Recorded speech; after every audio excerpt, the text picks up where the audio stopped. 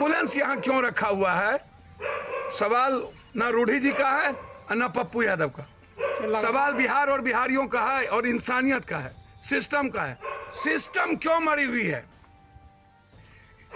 100 ambulance जो लोगों के लिए काम कर सकती थी, इसको पटना में लगाते, छपरा में लगाते, सिवान में लगाते, सिवान की जनता को फ्री करती।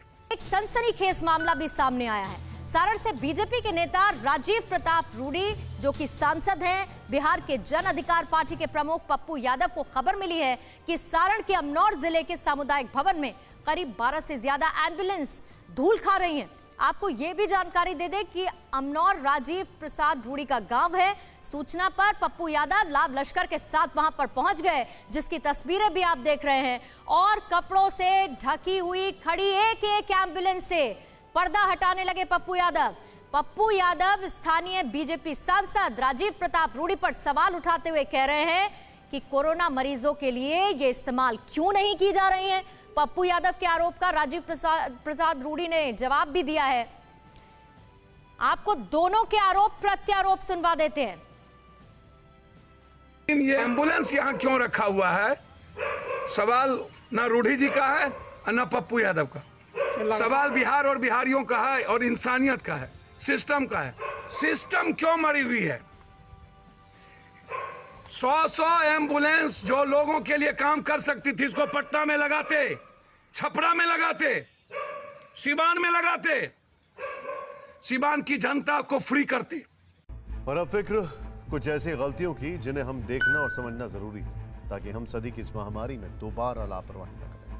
आपको याद होगा जब महाराष्ट्र में कोरोना का संक्रमण बहुत ही घातक रफ्तार से बढ़ रहा था, तब उत्तर प्रदेश पंचायत चुनाव की ओर बढ़ रहा था। और अब जबकि उत्तर प्रदेश में पंचायत के चुनाव खत्म हो चुके हैं, पूरा प्रदेश कोरोना से बुरी तरह चपेट में। इस बीच यूपी प्राथमिक शिक्षक संघ की 29 अप्रैल को एक चिट्ठी सामने आई है, जिसमें बताया गया कि पंचायत चुनाव में शामिल रहे पूरे उत्तर प्रदेश में 706 शिक्षकों की मौत हो चुकी है। संघ ने बाकायदा उन शिक्षकों के नाम भी जारी किए।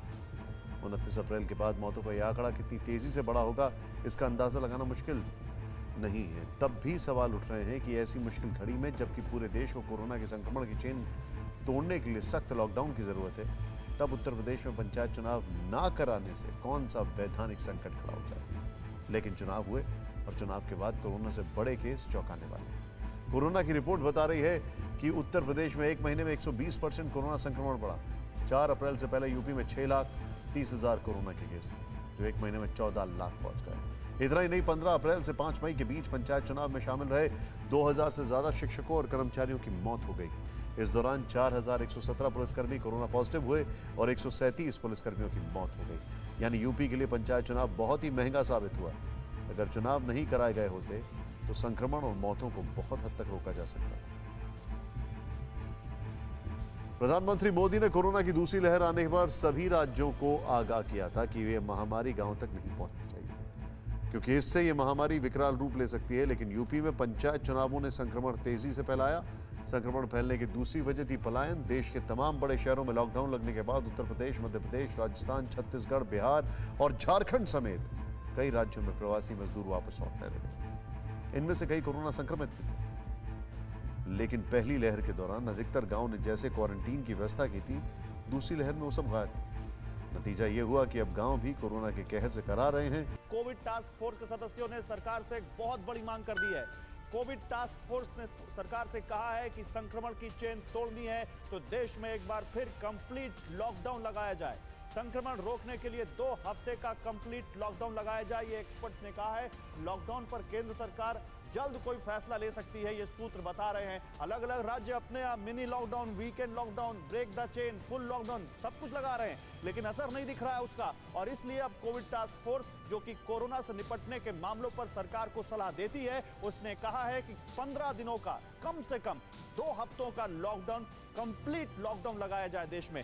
मई के आखिर तक दूसरी लहर की पीक आने की आशंका है, यह कहा है कोविड टास्क फोर्स ने, और कहा कि लॉकडाउन नहीं लगा तो रोज 5 लाख से ज्यादा नए केस आ सकते हैं, जो बहुत बड़ा नंबर होगा। लॉकडाउन से कोरोना संक्रमण पर रोक लगने की उम्मीद है, यह कहा है कोविड टास्क फोर्स ने। और वैक्सीनेशन प्रोसेस को और तेज करने के लिए और रैंप अप करने के लिए उन्होंने कहा है कि जल्दी से जल्दी आप इसको तेज करिए, ताकि समय मिलेगा आपको कोरोना से निपटने में। Doctor Anshuman, Covid task force की इस बात से सहमत हैं? डॉक्टर एंथोनी फॉसी जो यूएस के एपिडेमियोलॉजिस्ट हैं, उन्होंने हिंदुस्तान की दुर्दशा देख के वहां से स्टेटमेंट रिलीज किया। क्यों किया? कि उन्होंने देख लिया कि हिंदुस्तान इस काबिल है ही नहीं, जिस तरह से मैनेज कर रहा है नाइट कर्फ्यू, जनता कर्फ्यू या इवनिंग लॉकडाउन, ये मैनेज नहीं हो पाएगा। तो उन्होंने रिकमेंड किया कि आप कंप्लीट लॉकडाउन करो। क्या फायदा होगा कंप्लीट लॉकडाउन से? 3 पर्पस हैं, मिटिगेशन, प्रिपेयर्डनेस एंड टेस्टिंग। तो आप इसकी अल्पीकरण कर लोगे, जिस रफ्तार से बीमारी संक्रमित लोगों की संख्या बढ़े, इसको धीमा कर लोगे, तैयारी कर लोगे और टेस्टिंग बढ़ा लोगे, ताकि जहां मैक्सिमम संक्रमित लोग हैं उनको कंटेन कर सकें। लेकिन कर लो, पिछले साल भी ये नहीं किया, लॉकडाउन कर लिया, लेकिन लॉकडाउन का जो पर्पस था वो फुलफिल नहीं हुआ। नहीं, लेकिन इस बार सवाल और लॉकडाउन करें, एक चश्मे से ऐसा देखते हैं। मैं आपकी बात से आपकी बात का रिस्पेक्ट करता हूं कि ठीक है लॉकडाउन लगना चाहिए, लेकिन आप जो बाइडेन के टॉप एपिडेमियोलॉजिस्ट की बात कर रहे हैं। और इधर दिल्ली में ऑक्सीजन संकट पर सुप्रीम कोर्ट एक बार फिर सख्त हुआ है। दिल्ली को 700 मैट्रिक ऑक्सीजन देनी होगी, ये बात कही गई सुप्रीम कोर्ट की तरफ से। मैट्रिक टन ऑक्सीजन हमें सख्त रुख अपनाने के लिए मजबूर ना करें, ये बात सुप्रीम कोर्ट ने कही। दिल्ली को रोज 700 मैट्रिक टन ऑक्सीजन सप्लाई की जाए। एक बार फिर हम आपको बता दें कि सुप्रीम कोर्ट की तरफ से ये बड़ी बात कही गई है। पीयूष पांडे हमारे संवाददाता हमारे साथ जुड़ रहे हैं। पीयूष, जो ये अल्फाज का इस्तेमाल किया गया है कि हमें सख्त लहजे पर आने के लिए मजबूर न करें, 700 मैट्रिक टन ऑक्सीजन दिया जाए, इसे कैसे देखा जाए?